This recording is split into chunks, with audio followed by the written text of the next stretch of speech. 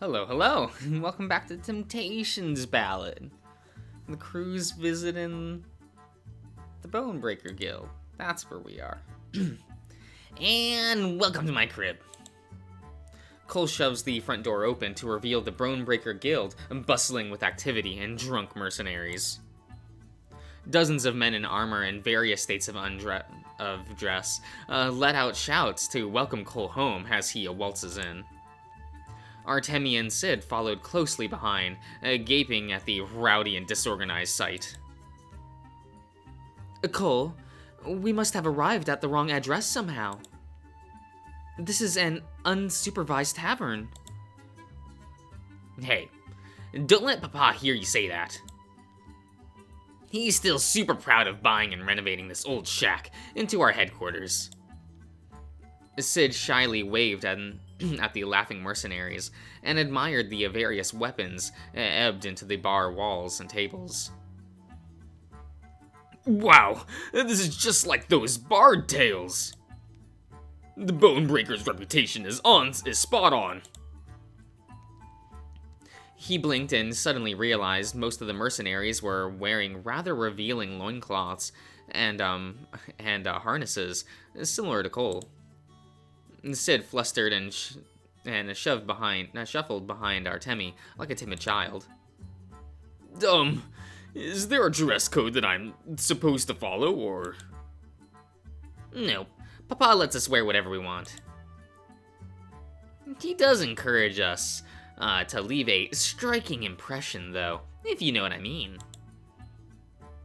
Artemi stared at the man at the bar with concern.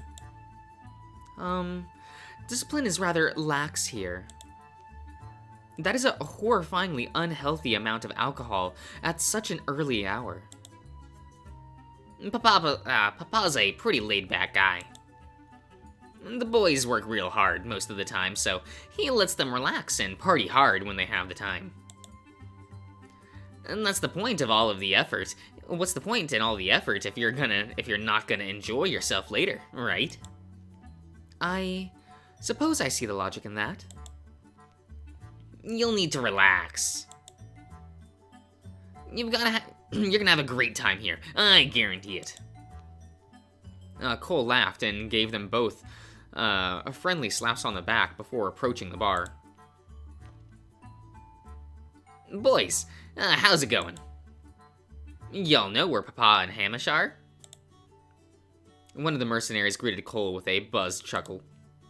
No, I saw them headed to the supply closets a little earlier. The captain was getting real flirty with Hamish. The usual shit, you know. Cole scowled and let out a groan. The supply closet? They're not seriously. Did Papa forget that he promised to help train my new adventuring party today? Probably. You know the old man gets what he gets when he's in the mood. Runs in the family, eh? The man laughed and gave Cole a good-natured hair tussle. Sid and Artemi approached Cole cowardly. Is something the matter, Cole? Cole muttered under his breath in annoyance. Nope, everything's fine. Y'all just hang here for a bit. I'll go get Papa.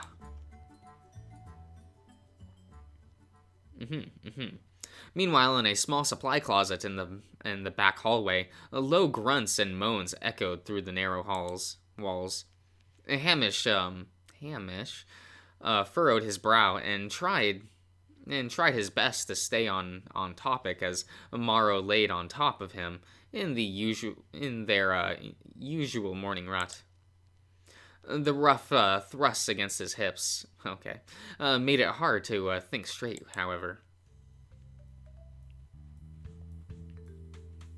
I'm telling you that you're overthinking things again, Lovey.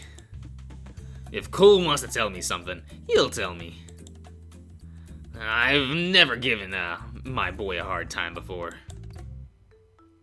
Yeah, but you have to understand that you've got a rather big personality. Hell yeah, I do. Hun, focus. I'm being serious. Sometimes I feel like you're just talking at Cole instead of you really listening to him. It's hard to say no to you when you're being so aggressively supportive. Being supportive ain't a bad thing. Yes, but communication is a two-way street. Cole's a good kid, but he loves you to death. He'd do anything to make you happy, you know. That includes hiding stuff from you that he thinks would disappoint you, even the tiny things. Just promise me, you'll have a talk with him, like an actual conversation, instead of your usual rambling of, "Oh, my darling boy," and "I'm so proud of you." Alright, fine, I'll give it a thought. Now let's save this conversation for a better time, yeah? I want to make you come at least twice before we get to work today. Hamish let out a squeal as a particularly hard thrust grinded into his prostate, making him see stars. His warm body melted against Morrow's weight as the larger hyena continued pounding into him relentlessly. He wasn't going to last much longer. The closet door suddenly flew open with a slam. The two hyena dads glance up to see Cole glaring at them, flabbergasted. Hey boy, how's your morning been? Morrow let out a laugh and continued casually thrusting away. Hamish buried his face in his hands and pretended to spontaneously die from embarrassment. Would it kill you to knock? Why are y'all even down here? You have a bedroom. The only bedroom in the entire building, in fact. Mara lets out a playful growl and patted Hamish's distressed ears. You know my policy, boy. I do my utmost to stand on the same level as the rest of my men. That includes fucking in the supply closets, just like everyone else. Morrow's overzealous declaration reverberated through the building's thin walls. Roars of hollers and agreement of support from the drunken mercenaries echoed from the main lobby of the Bonebreaker Guild. Morrow's grin widened as his glass eye twitched proudly. His thrusts never break pace as he continued speaking. See, boy, this is what it means to be a great leader. You gotta be part of the team. Right, totally. I totally understand. Speaking of teams, did you forget that you promised to help train my new party members?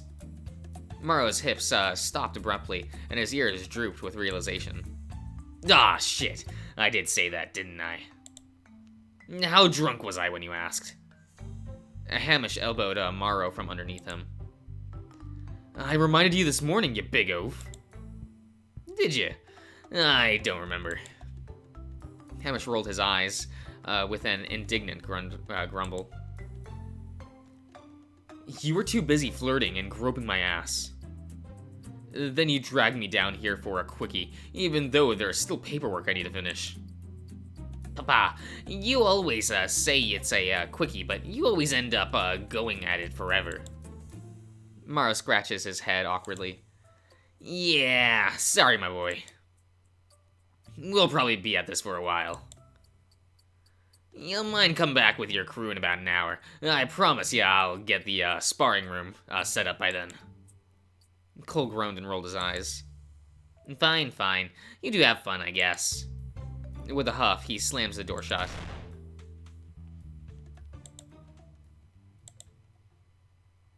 Lovey? You're not mad at me, are you? We'll put a lock on that fucking door.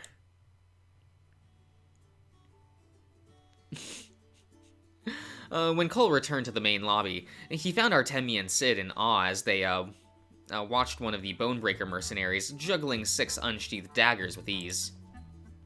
Another mercenary was making moves on Sid and offering to teach him his sword-swallowing trick. Cole sighed as he approached them. Why would I need to take off my... Sid caught sight of Cole and waved enthusiastically. "Oh, hey boss! Did you find Morrow?" Cole snorted. "Yep, found him. Papa's a little busy right now. We're gonna visit your parents first." "Really? Right now?" Cole tapped his foot impatiently. "Yes, right now. Y'all ready to get going yet?" One of the mercenaries at the bar let out a disappointed grumble. "Aw, I was gonna show this fella a few of my tricks." "I was looking forward to learning this sword-swallowing technique." It sounds fascinating." The mercenary men all chuckled to themselves and patted Artemi on the shoulder sympathetically. Sorry, sweetheart. I'm afraid you don't have the right equipment for it." Hey, y'all. Back off a little, will ya? You're gonna scare off my crew." "Aw, I don't even worry about it, boss. Everyone's here has been super nice." "I agree. Your coworkers have been most accommodating. I am looking forward to learning from them in the future." Cole shot his fellow bonebreakers a withering look and was met with a wave and snickers. "Wow, Cole. How did you end up with such a sweet and wholesome crew? I almost feel bad for them being here." "No need for that. We're leaving now." A loud feral howl suddenly reverberated from the supply closet and almost shook the building in sheer volume. Sid and Artemi stared towards the back hallways in bewilderment. All the Bonebreaker mercenaries were utterly unfazed, as though this was a daily occasion. "What was that?" That would be Papa." Is he okay? He sounds hurt." "Oh, he's fine. Anyway, come on, let's go. We're leaving." "But surely we should check and see if they're okay." "Nope. We're leaving. Shoo!" Cole dragged his two companions out the door, utterly red-faced as the Bonebreaker mercenaries howled with laughter behind them.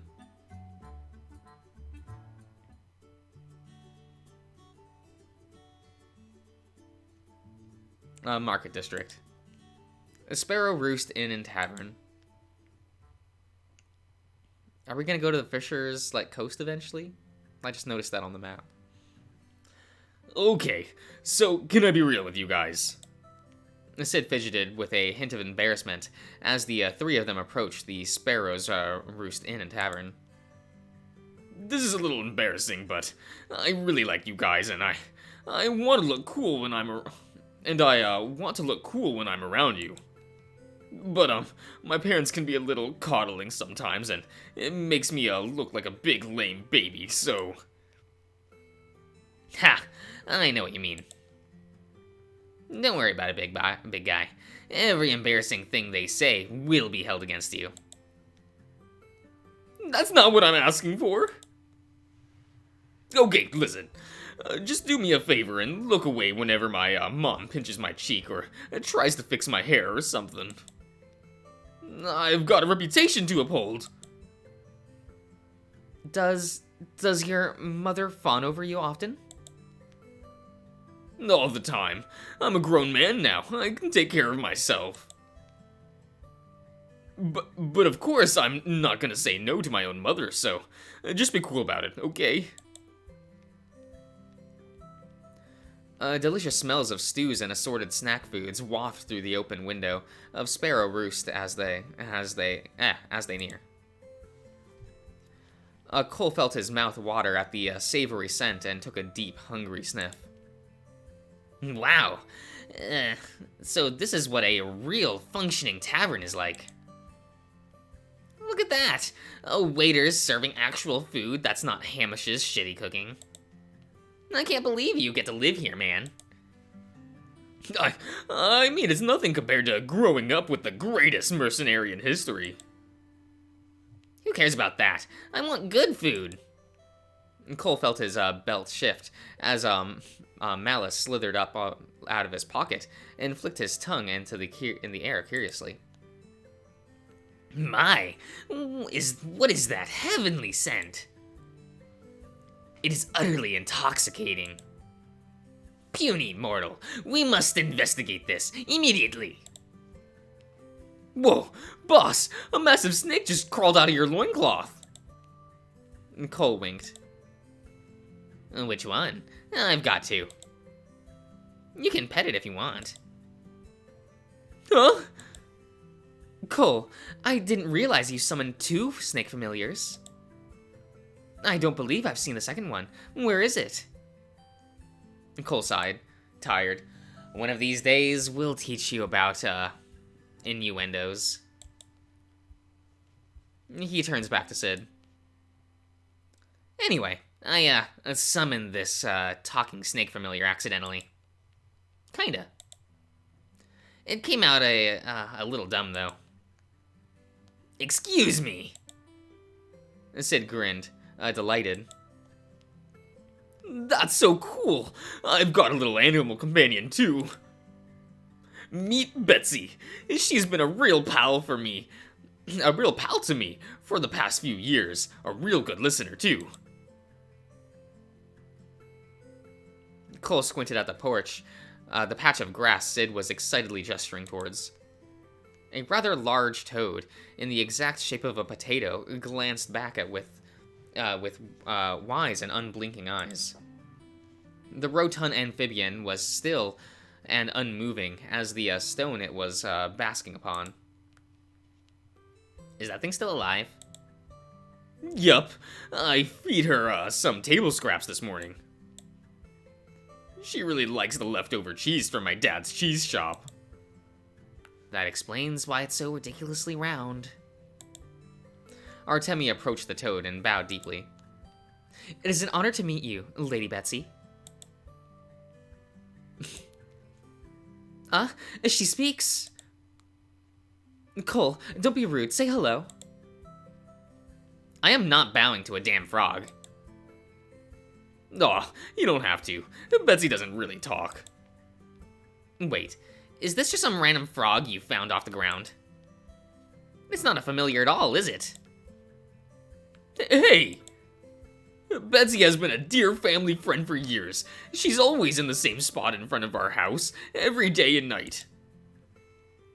Are you sure this thing ain't dead?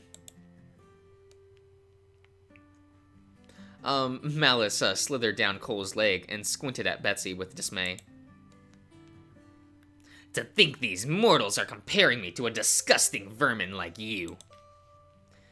Do not look so smug, mortal trash. I could end you in an instant. Betsy peered back at Malice, completely unmoving. Well, round mortal, do not ignore your superior. Betsy simply stared back blankly. Malice shivered and suddenly retreated. Such resolve, such stoicism! I can see it. In your deep, dark eyes, you are filled with the wisdom far beyond your years. Show me the wisdom of the world. Very well, round mortal. You have won my begrudging respect. Are you fucking kidding me? Why does this frog get more respect than I do? You shall earn your respect when you learn to act with dignity, puny mortal. I concur with your familiar's advice. You should heed its wisdom, Cole. Though you are a man of good merit, you could do with a more dignified code of honor. I don't need your sass, Knighty. I know you're still salty about yesterday. Artemi blinked blankly. I don't believe I consume an excessive amount of salt in my diet. Should I be worried? Cole sighed and rubbed his temple. He was suddenly hit with the realization that he was surrounded by a group of lame nitwits. How did his life come to this? With a grumble, Cole yanked Malice back into his pocket before dragging everyone through the tavern doors. Alrighty, enough with this animal show and tell. Didn't you say there would be free food? Okay. I'll I'll end the part here, so I'll see you around, everyone.